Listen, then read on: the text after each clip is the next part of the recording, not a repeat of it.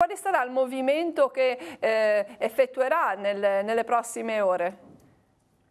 Allora, rispetto a quella che era l'evoluzione prospettata dai modelli, ma chiaramente adesso solo il monitoraggio in tempo reale, il cosiddetto nowcasting, riesce a darci poi un'indicazione ora dopo ora.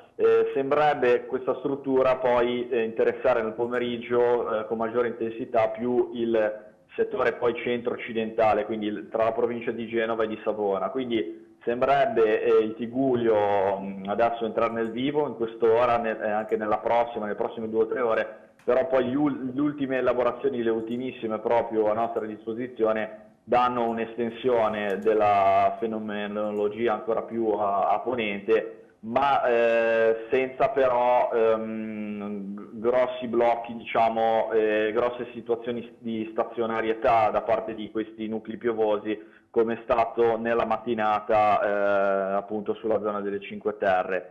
Naturalmente però è necessario fare questa verifica, ripeto, con le strumentazioni più di monitoraggio ormai che quelle offerte dai modelli di previsione. Ecco.